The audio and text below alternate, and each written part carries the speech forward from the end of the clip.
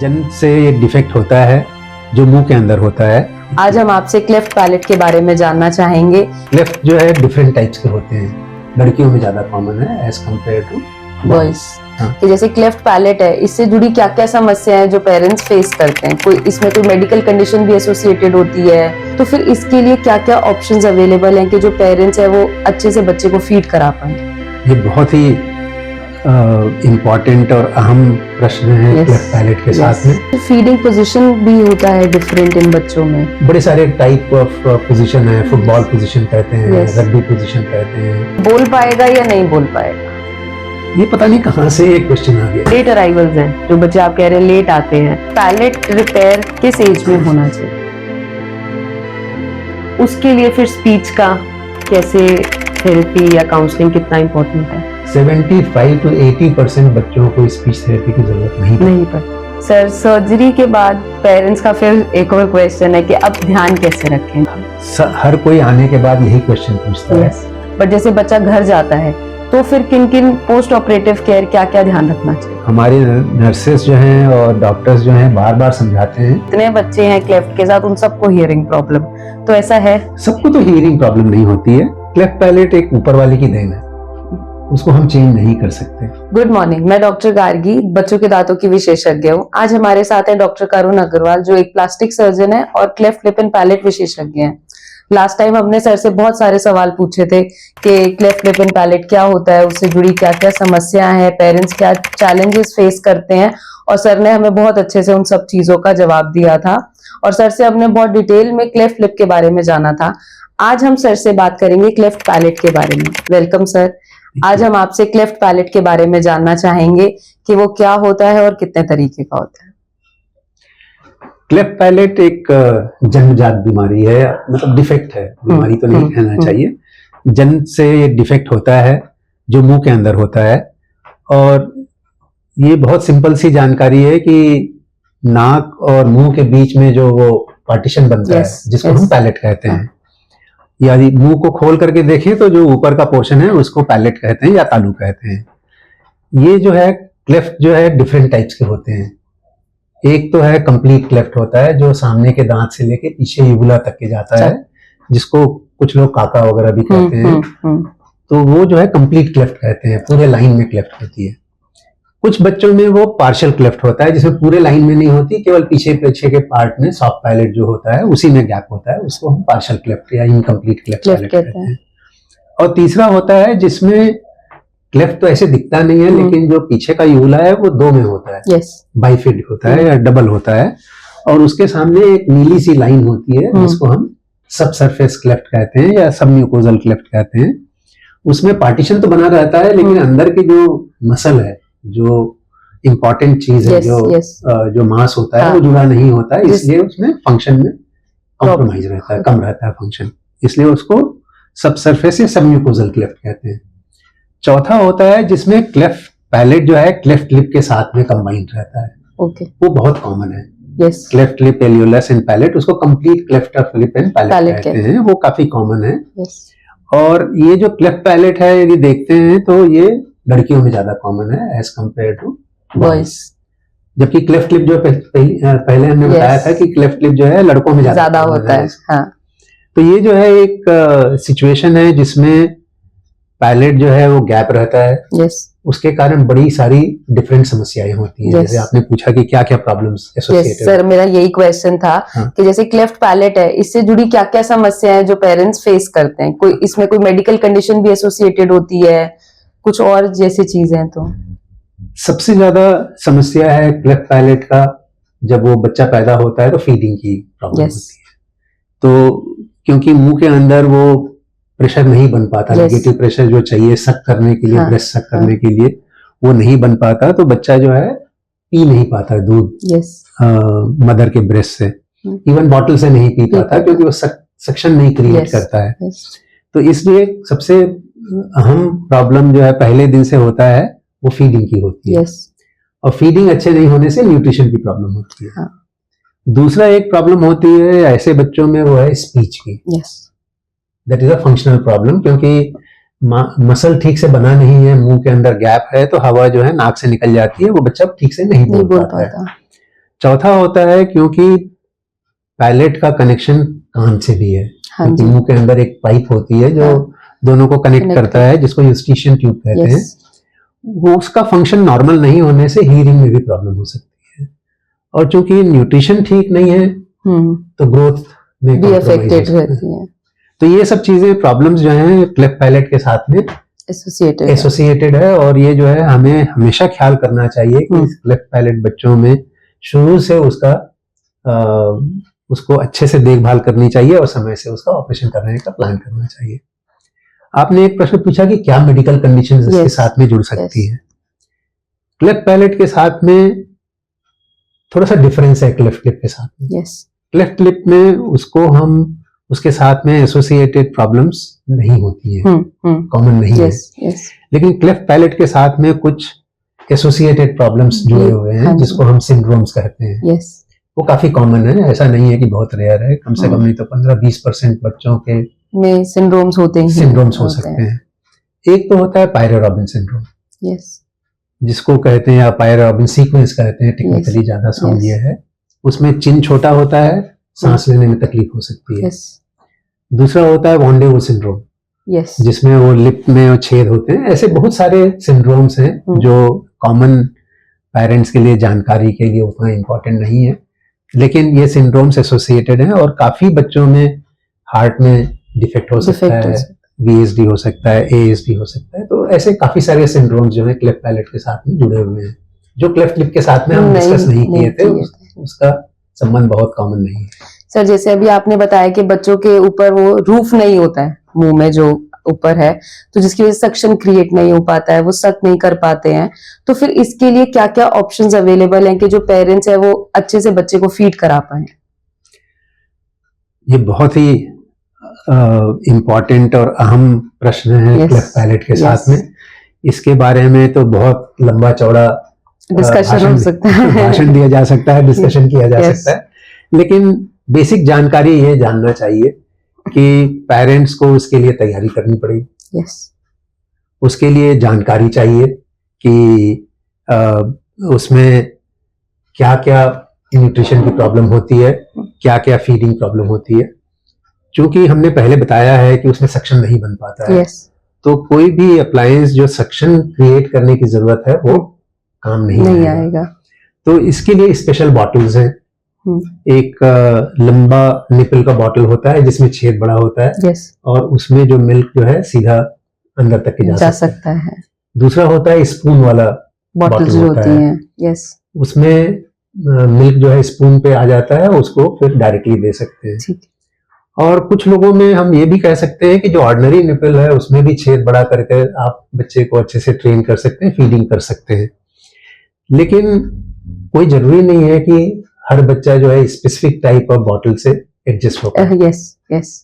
आजकल हमारे पास एक नया हो गया है, इंडियन एक बॉटल है जिसको बूंद बॉटल कहते हैं। काफी बच्चे उसको प्रिफर करते हैं, काफी पेरेंट्स उससे काफी खुश रहते हैं, तो उसको भी ट्राई कर सकते हैं। तो ऐसे बड़े सारे डिफरेंट अप्लायंसेज हैं, वो टेक्निकली नए हैं और अच्छा है, जिससे हम फीडिंग जो है इम्प्रूव कर सकते हैं। लेकिन ऐसा कोई जरूरी नहीं है कि आपको कोई स्पेशल टाइप की बॉटल ही जरूरी है। हमने देखा हुआ है कि साउथ में स्पेशली पालाडाई होता है जो दिया जैसे होता है, जिससे बच्चों को फीड करते हैं, बहुत ही सक्सेसफुल है। मैंने अपने साउथ में जब मैं था तो देखा था कि बहुत सारे पेरेंट्स जो है पालाडाई से बड़े खुश रहते हैं, दे आर वेरी हैप्पी। तो ये जो है ट्रेनिंग की जरूरत होती है, पेरेंट्स को ट्रेन करना होता है, और हमारे पास पीडियाट्रिक न्यूट्रिशनिस्ट होते हैं, नर्सेज होती है जो फीडिंग स्पेशलिस्ट होती है, वो आपको मदद कर सकते हैं। सर, कुछ फीडिंग पोजीशन भी होता है डिफरेंट इन बच्चों में? Yes, very good.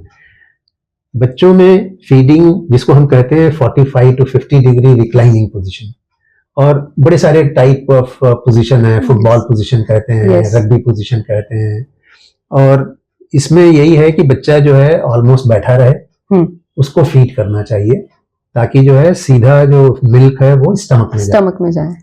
यदि बच्चा सोया रहेगा, लेटा रहेगा, जैसे यूजुअल पोजीशन में हम फीड करते हैं, तो उसमें जो है मिल्क जो है नाक में चला जाने की चांसेस बहुत ज्यादा होती है, और नाक में जब चला जाता है तो बच्चा उसको सॉलो नहीं कर पाता है, वो बाहर निकल आता है। दूसरा चीज होता है फीडिंग के साथ में ऐसे बच्चे जो है हवा पी जाते हैं दूध यस के साथ, यस यस तो इसको बार बार बर्फ करानी पड़ती है। और इसके बारे में और ज्यादा जानकारी के लिए हम पीडियाट्रिक न्यूट्रिशनिस्ट को बुलाएंगे एक दिन और उसके ठीक है। साथ में डिस्कस करेंगे और अच्छे से डिस्कस अच्छे से करेंगे। बता सकते हैं वो। सर जैसे अभी आपने डिफरेंट हमें प्रॉब्लम्स बताई एसोसिएटेड है जो क्लेफ्ट पैलेट से, तो हमने न्यूट्रिशन पे डिस्कस किया। अब जो सेकंड मेन क्वेश्चन है वो स्पीच है। पेरेंट्स सबसे पहले आके यही पूछते हैं कि क्या बच्चा बोल पाएगा या नहीं बोल पाएगा। गार्गी, मुझे बड़ा आश्चर्य होता है कि ये लोग ये क्यों समझते हैं कि क्लेफ्ट पैलेट का बच्चा बोल पाएगा या नहीं। यस क्योंकि बोलना जो है वो लैरिंग्स से डेवलप होता है, yes it is not from palate. तो जब लैरिंग्स नॉर्मल है बच्चे का तो बच्चा जरूर बोलेगा। हाँ, पैलेट का संबंध जो है वो क्वालिटी ऑफ स्पीच से है। यस हवा जो है नाक से निकल जाती है क्लेफ्ट पैलेट बच्चों में, और फंक्शन बराबर नहीं होने से क्वालिटी ऑफ स्पीच खराब, जो आर्टिकुलेशन जो है उसमें क्लैरिटी नहीं होती है। तो हर बच्चा क्लेफ्ट पैलेट का यदि बाकी सब चीज नॉर्मल है तो बच्चा जरूर बोलेगा। और ऐसे बच्चों में केवल एक ही प्रॉब्लम होती है कि हवा जो है नाक से पास हो जाती है, तो quality of speech is poor, जिसको हम निजालिटी कहते हैं। जैसे माँ बोलने के लिए माँ का बोलेगा कहाँ, हाँ, तो नाक से हवा निकल जाने से सारे वर्ड्स या लेटर्स जो है वो निजालिटी हो जाती है उसमें। ये एक मेजर मुद्दा है क्लेफ्ट पैलेट के साथ। सर कुछ ऐसा भी है कि हमें स्पीच का कुछ ध्यान रखना चाहिए बिफोर पैलेट रिपेयर या आफ्टर पैलेट रिपेयर? कुछ ऐसा है कि पेरेंट्स को ध्यान रखना चाहिए इस चीज के बारे में? यहाँ पर स्पीच थेरेपिस्ट का रोल बहुत इंपॉर्टेंट है। ऑपरेशन से पहले जब क्लेफ्ट पैलेट ऑपरेट करते हैं तो उसके पहले हमेशा हम पेरेंट्स को स्पीच थेरेपिस्ट के पास बैठाते हैं, उसको काउंसिल करवाते हैं कि बच्चा नॉर्मल है, आवाज इसकी साफ हो, मतलब आवाज से बोल पाएगा, बिल्कुल बोल पाएगा, और ये ऑपरेशन सही समय में होने से quality of speech will be almost normal. तो इसलिए ऑपरेशन से पहले, ऑपरेशन के बाद में काउंसलिंग जरूरी है। स्पीच थेरेपिस्ट के साथ में सब पेरेंट्स को बैठना चाहिए और उनके दिमाग में जो जो क्वेश्चंस हैं, प्रश्न हैं, वो क्लियर करना चाहिए उनके साथ में। जैसे उनका बड़ा क्वेश्चन होता है कि थेरेपी जरूरी है क्या, मतलब आगे थेरेपी अगर बोल पाएगा तो थेरेपी जरूर है, देनी पड़ेगी, कब से देनी पड़ेगी? तो ये इनके बड़े कुछ कॉमन क्वेश्चंस होते हैं जो पेरेंट्स पूछते हैं। बिल्कुल सही बात है, ऑलमोस्ट सारे यही क्वेश्चन पूछते हैं। यस, वैसे देखा जाए तो सारे बच्चों में तो नहीं कहना चाहिए, लेकिन काफी बच्चों में स्पीच थेरेपी की जरूरत पड़ती है क्लेफ्ट पैलेट ऑपरेशन के बाद में। और ये जो है, क्योंकि स्पीच डेवलप होता है 3, साढ़े 3, 4 साल तक है, तो 3 साल के बाद में ही बच्चे की स्पीच असेस करते हैं। अच्छा, कि इसको स्पीच थेरेपी की जरूरत है कि नहीं। यदि बच्चा नॉर्मल बोल रहा है 3 साल की उम्र में, साढ़े 3 साल की उम्र में, तो कोई स्पीच थेरेपिस्ट की जरूरत नहीं है या स्पीच थेरेपी की जरूरत नहीं है। लेकिन कुछ डिफेक्ट है, कुछ लेटर्स ठीक नहीं बोल रहा है या कुछ उसमें कमियां हैं, तो स्पीच थेरेपिस्ट जो है समय समय पर उनको सलाह दे करके और थेरेपी दे करके उसको सही कर सकते हैं। इसलिए क्लेफ्ट पैलेट ऑपरेशन के बाद में क्लेफ्ट सेंटर से जुड़े रहना चाहिए। समय समय पर सर्जन से भी मिलना चाहिए। और समय समय पर जरूरत पड़ने से स्पीच थेरेपिस्ट को भी दिखाना चाहिए। और आगे हम स्पीच थेरेपिस्ट को भी बुला करके साथ में आपके डिस्कस कर सकते हैं, ताकि स्पीच के बारे में ज्यादा से ज्यादा वो सही चीजें बता सकें। सर, पैलेट रिपेयर किस एज में होना चाहिए? क्लेफ्ट पैलेट जो है, एक हमने पहले बात की थी क्लेफ्ट लिप है। यस। तो क्लेफ्ट लिप हम 3 महीने के बाद में कभी भी कर सकते हैं। क्लेफ्ट पैलेट ऑपरेशन जो है, जब बच्चा बोलने लगता है उसके पहले हमको ऑपरेट करना चाहिए। लेकिन चूंकि इसका बोन डेवलपमेंट से कनेक्शन है, इसलिए हम थोड़ा लेट करना चाहते हैं, बहुत जल्दी नहीं करना चाहते। तो आजकल हम समझते हैं कि 8, 9 महीने, 10 महीने के आसपास इसका ऑपरेशन होना चाहिए। आइडियली क्लेफ्ट पैलेट का ऑपरेशन 1 साल की उम्र से पहले होना चाहिए। तो एक विंडो पीरियड है 9 से 12 महीने का, उसमें करना चाहिए। लेकिन कभी कभी बच्चा लेट आता है। कभी 2 साल में आता है, 1.5 साल में आता है, 5 साल में आता है। तो लेट आने से भी इसका ऑपरेशन हो सकता है। ऐसा नहीं है कि लेट होने से इसका ऑपरेशन नहीं हो पाएगा, लेकिन उसमें लेट होने से हो सकता है क्वालिटी ऑफ स्पीच पूरा ना हो, उसमें कॉम्प्रोमाइज हो सकता है, लेकिन ऑपरेशन किया जा सकता है। आइडियली 1 साल की उम्र से पहले करना। सर, जैसे जो लेट अराइवल्स हैं, जो बच्चे आप कह रहे हैं लेट आते हैं, उसके लिए फिर स्पीच का कैसे थेरेपी या काउंसलिंग कितना इम्पोर्टेंट है? बहुत बहुत इम्पोर्टेंट है। ऐसे बच्चों में ऑपरेशन से पहले भी काउंसलिंग होनी चाहिए। यस। यदि बच्चा बड़ा हो गया है तो ऑपरेशन के बाद में भी काउंसलिंग चाहिए। और काउंसलिंग केवल पेरेंट्स की नहीं है, काउंसलिंग जो है बच्चे की भी होनी चाहिए। और उसके बाद ऑपरेशन से 3 हफ्ते के बाद में इमीडिएटली स्पीच थेरेपी स्टार्ट होनी चाहिए ताकि जो ऑपरेशन के बाद में जो फायदा है वो इमीडिएटली उसके ऊपर इम्प्लीमेंट किया जा सके। क्योंकि ऐसे बच्चों में ऑलरेडी आर्टिकुलेशन डिफेक्ट हो जाता है। यस। क्योंकि बच्चा गलत तरीके से बोलना सीख जाता है, उसको सही करने के लिए स्पीच थेरेपिस्ट के हेल्प की बहुत जरूरत है। तो सर अगर सही टाइम पे पैलेट रिपेयर हो जाए तो फिर इतना जरूरी नहीं है कि बच्चे को जरूरत पड़ती है, बट अगर लेट होता है तो फिर बहुत जरूरी है कि स्पीच थेरेपी देना बच्चे। बिल्कुल ठीक है। हमारे एक्सपीरियंस में हमारे जो बच्चे जो ऑपरेट हुए हैं सही टाइम में 75 to 80% बच्चों को स्पीच थेरेपी की जरूरत नहीं पड़ती। केवल उनको काउंसलिंग की जरूरत होती है। yes. और समय समय पर उनको स्पीच थेरेपी से मिलने की जरूरत होती है। But at the end of the day 3.5-4 साल की उम्र में हम देख रहे हैं कि 75 to 80% बच्चे नॉर्मल बोलते हैं, एकदम नॉर्मल। और बाकी बच्चों का फिर आगे फॉलो अप करके देख रहे हैं कि इसमें असेसमेंट करके आगे देखेंगे कैसा है। सर जैसे अभी आपने बताया कि क्लेफ्ट पैलेट के साथ बहुत एसोसिएटेड प्रॉब्लम्स है, न्यूट्रिशन है, स्पीच है, सिंड्रोमिक है, तो क्या इन बच्चों का भी सर्जरी का टाइम वही 9 months to 12 months है या उनका थोड़ा सा लेट कर सकते हैं? और उससे क्या एसोसिएटेड फिर हमें आगे क्या चीजों का ध्यान रखना चाहिए पेरेंट्स को? ये काफी पेरेंट्स पूछते हैं जिनके एसोसिएटेड प्रॉब्लम्स होते हैं। यूजुअली ऐसे बच्चों में एक तो वेट गेन नहीं होता है। कुछ बच्चे जो है there is failure to thrive. तो न्यूट्रिशनली कॉम्प्रोमाइज होने से हमको वेट करना चाहिए, लेट करना चाहिए। दूसरा ये यदि और एसोसिएटेड प्रॉब्लम है जैसे सांस की तकलीफ है, PRS है, या कार्डियक प्रॉब्लम है, तो स्पेशली ऐसे बच्चों में और लेट करना चाहिए। और 2-4 महीने यदि लेट होता है किसी कारण से तो एंड रिजल्ट में बहुत ज्यादा फर्क नहीं होता। लिटरेचर में और दूसरे कई सेंटर्स में 18 महीने की उम्र तक के भी क्लेफ्ट पैलेट ऑपरेट करते हैं as a by choice. Okay. तो इसलिए यदि मान लो कोई बच्चा 18 महीने का हो गया, 2 साल का हो गया, तो ऐसा डरने की बात नहीं है। लेकिन सेफ्टी इज मोर इम्पोर्टेंट।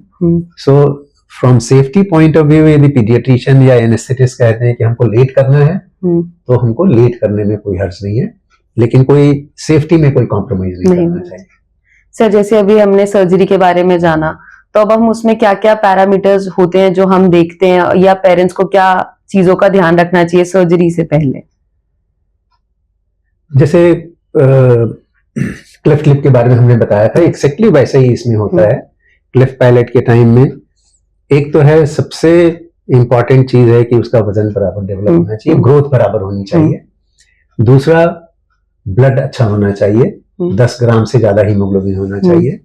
तीसरा उसमें सांस में कोई तकलीफ नहीं होनी चाहिए, कोई URI नहीं होना चाहिए, शरीर में कोई इन्फेक्शन नहीं होना चाहिए। तो ये 3-4 चीजें यदि सही हैं तो बच्चा जो है ऑपरेशन के लिए तैयार है। तो ये सब चीजों के लिए हम पीडियाट्रिशियन को दिखाते हैं पहले, बच्चे के स्पेशलिस्ट को, कि कोई रेस्पिरेटरी इन्फेक्शन तो नहीं है, कोई थ्रोट में कोई इन्फेक्शन तो नहीं है। और उसके बाद फिर बेहोशी वाले डॉक्टर साहब देखते हैं जिसको प्री एनेस्थेटिक चेकअप कहते हैं, PAC कहते हैं। वो ऑपरेशन प्लान करने से 1 दिन पहले देखते हैं कि सब कुछ ठीक है कि नहीं। जब ये दोनों बोलते हैं कि हाँ फिट है, तब फिर हम सर्जरी की तैयारी करते हैं। सर जैसे आपने डिफरेंट टाइप ऑफ पैलेट बताया हमें, तो क्या कुछ डिफरेंस है उनकी सर्जरीज में भी? जैसे कुछ पेरेंट्स कहते हैं कि सिर्फ बाइफिड यूवल है तो छोटा सर्जरी होगा, तो ये क्वेश्चन है कि क्या सेम प्रिकॉशंस लेने होते हैं हमें या सेम प्रिपरेशन रहती है इन बच्चों की, कैसा रहता है ये? चाहे जो भी टाइप ऑफ क्लेफ्ट पैलेट हो, जो रिक्वायरमेंट है वो है बेसिकली एक तो गैप बंद करना है, दूसरा तालू की लेंथ अच्छे से अच्छी होनी चाहिए, और तीसरा अहम चीज ये है कि अंदर में जो मसल होते हैं, सॉफ्ट पैलेट के जो फंक्शनिंग मसल होते हैं, वो बराबर जुड़ना चाहिए।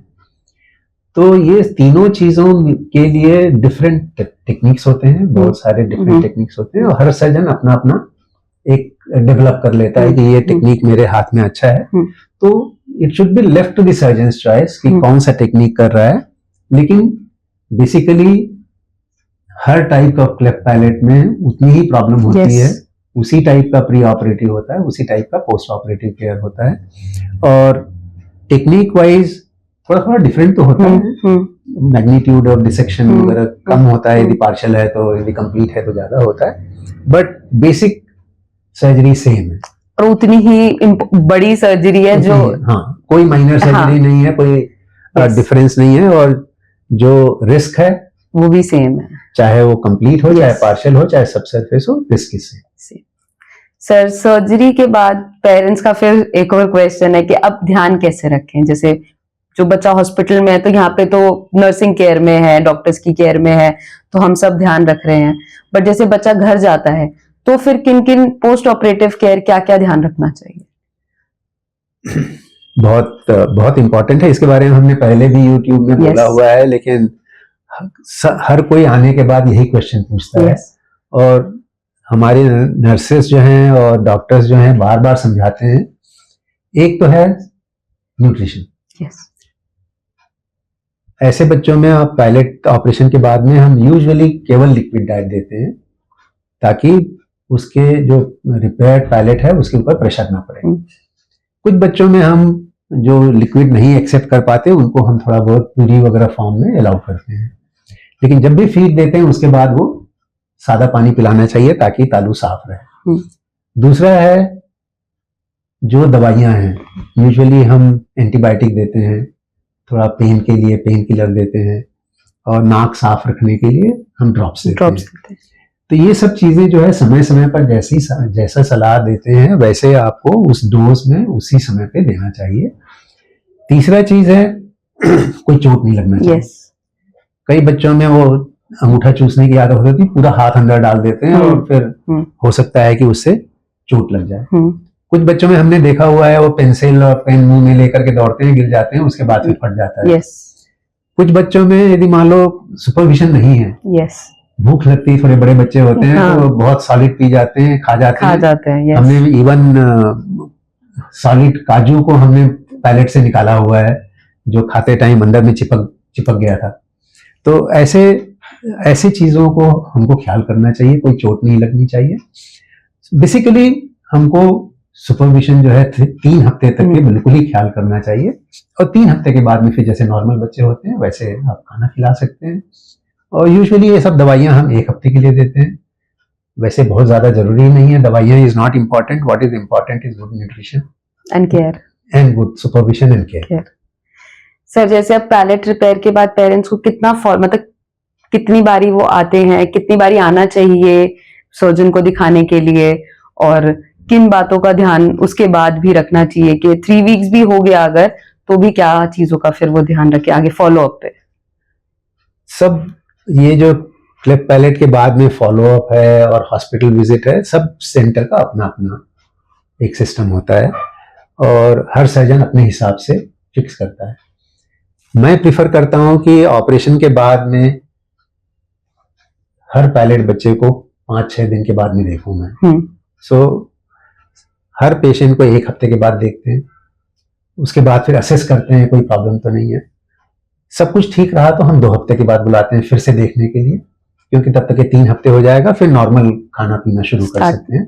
और हर बार हम देखते हैं कि वेट कैसा है, कोई फीवर तो नहीं है, कोई पेन तो नहीं है, कोई और एसोसिएटेड प्रॉब्लम तो नहीं है, कोई पस वगैरह तो नहीं है, ये सब देखते हैं। और डिपेंडिंग अपॉन द सिचुएशन फिर मेडिकेशन जैसे चेंज करना है या कुछ सपोर्ट देना है तो वो करते हैं। अदरवाइज 1 हफ्ते के बाद देखते हैं, 2 हफ्ते के बाद फिर देखते हैं, तो 3 हफ्ते हो जाते हैं। उसके बाद फिर हम 3 महीने बाद बुलाते हैं और फिर उसके बाद उनको स्पीच थेरेपिस्ट के साथ में अटैच कर देते हैं। सर जैसे फॉलो अप पे जब भी पेरेंट्स आते हैं 3 मंथ्स के बाद या 6 मंथ्स के बाद, तो फिर उनका क्वेश्चन आता है हियरिंग से रिलेटेड, क्योंकि हर जगह उन्होंने रीड कर रखा है कि जितने बच्चे हैं क्लेफ्ट के साथ उन सबको हियरिंग प्रॉब्लम, तो ऐसा है? सबको तो हियरिंग प्रॉब्लम नहीं होती है, लेकिन हाँ कुछ में हो सकती है। और ये हियरिंग की प्रॉब्लम लगती है या कुछ उसमें प्रॉब्लम है तो बच्चे का असेसमेंट करना चाहिए, और उसमें हम टिम्पेनोग्राम करते हैं और हियरिंग टेस्ट करते हैं, और depending upon the defect, depending upon the situation, फिर वी टेक अ कॉल। तो ENT वालों को दिखा करके फिर उसकी इलाज करवाते हैं। किस एज में करवाना चाहिए सर ये assessment, hearing assessment? Hearing assessment जो है ऑपरेशन से 1 साल बाद कराना चाहिए और उसको 1-2 साल में फिर फॉलो करते रहना चाहिए कि कैसा उसका प्रोग्रेस है।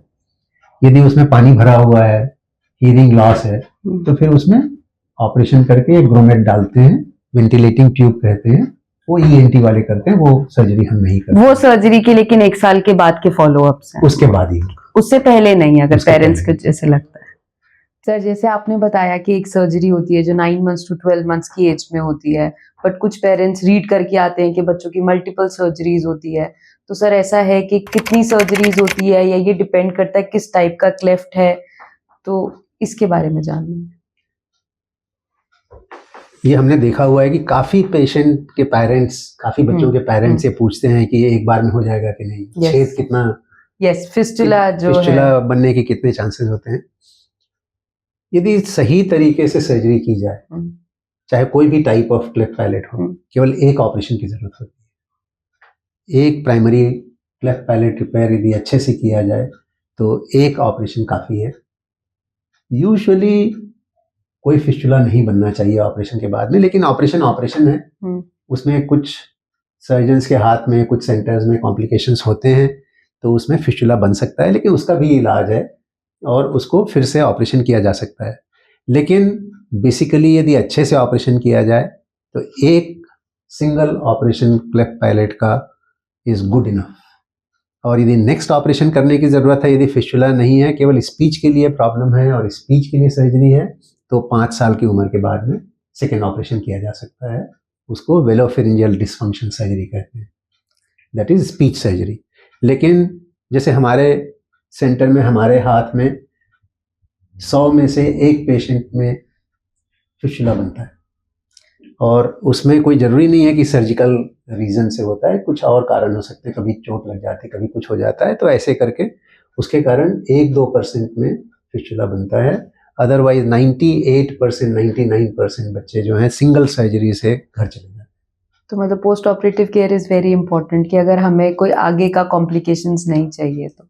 सर कुछ ऐसा भी हमने देखा है कि फिस्टुला का भी डिफरेंट शेप एंड साइजेस होते हैं, जैसे कुछ बहुत मिन्यूट फिस्टुलाज होते हैं, तो उसमें टाइनी फिस्टुला में, तो उसका भी करवाना चाहिए सर्जरीज, या कब मतलब असेस करना चाहिए कि अब पेरेंट्स को लगे कि दिखाना है सर्जन को? यदि कभी फिस्टुला बन जाए तो इमीडिएटली जब फिस्टुला बनता है उस टाइम कुछ नहीं किया जा सकता। फिस्टुला को 6 महीने 8 महीने के बाद में असेस करना चाहिए। हम कहते हैं सिग्निफिकेंट फिस्टुला, इनसिग्निफिकेंट फिस्टुला। यदि फिस्टुला बड़ा है जिसके कारण नाक में खाने की चीजें या दूध वगैरह आ रहा है, और यदि वो फिस्टुला जो है स्पीच में प्रॉब्लम कर रहा है, तो उसको जरूर ऑपरेट करना चाहिए। लेकिन कई बार बहुत छोटा सा फिस्टुला होता है, सामने होता है, तालू के एकदम छेद जैसे बराबर होता है, पेंसिल के हेड जैसा छोटा सा होता है, और कभी कभी ऑकेशनली उसमें से दूध या पानी नाक में आ जाता है, लेकिन स्पीच की प्रॉब्लम नहीं है। तो ऐसे फिस्टुला को हम नॉट सिग्निफिकेंट फिस्टुला कहते हैं और चाहे तो उसको छोड़ सकते हैं। लेकिन इंडियन सिचुएशन में हमारे एक्सपीरियंस में पेरेंट्स आर इंसिस्टेंट कि कहीं भी छेद है तो उसके पीछे पड़ जाते हैं कि उसको ऑपरेशन करना चाहिए। तो ऐसे सिचुएशन में for their satisfaction yes surgery होनी चाहिए।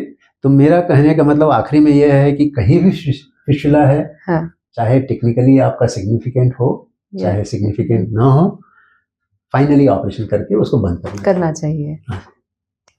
तो सर आपने हमें सारे क्वेश्चंस के जवाब दिए, जितना हम पैलेट के बारे में जानना चाहते थे आपने साधारण भाषा में हमें सब समझाया, जो हम रोज देखते हैं, जो पेरेंट्स पूछते हैं उसका आपने जवाब दिया। सर आप अब अंत में पेरेंट्स को क्या समझाना चाहेंगे और क्या एंड में बोलना चाहेंगे कि ये बच्चे कितने नॉर्मल है और उनको कितना इस चीज को कैसे प्रिपेयर रहे वो इस चीज से अगर कभी ऐसे हो? क्लेफ्ट पैलेट एक ऊपर वाले की देन है, उसको हम चेंज नहीं कर सकते, लेकिन अब टेक्नोलॉजी इतनी डेवलप हो गई है, हमारा नो हाउ इतना अच्छा हो गया है कि हम ऐसे बच्चों को, हालांकि पैदा हुए हैं डिफेक्ट के साथ में या कुछ गैप के साथ में, लेकिन भी मतलब हमारे पास ये टेक्निक है कि हम ऐसे बच्चों को एकदम नॉर्मल लाइफ दे सकते हैं। 100%। यदि मान लो पहले सर्जरी के बाद में 2-4% पेशेंट्स में यदि मान लो कमी है तो उसको आगे हम थेरेपी दे करके ऑपरेशन करके और सही कर सकते हैं। तो ऐसे बच्चों को ऑपरेशन वगैरह करने के बाद डेवलपमेंट तो अपना होते रहेगा, लेकिन धीरे धीरे आपको मेंटल सपोर्ट देने की जरूरत है। आपको बच्चे के मेंटल हेल्थ के बारे में और अपने मेंटल हेल्थ के बारे में ख्याल रखना चाहिए। And we should lead a normal life, parents should lead a normal life and बच्चे को भी नॉर्मल लाइफ देनी चाहिए। यस। तो ये अंत में ये कहना चाहूंगा कि now our concern is not surgery, हमारा main concern is mental and psychosocial development of a child. So इसके साथ में मैं इसको डिस्कशन यहीं पर खत्म करते हैं। Thank you so much Gargi for asking those questions. Thank you so much.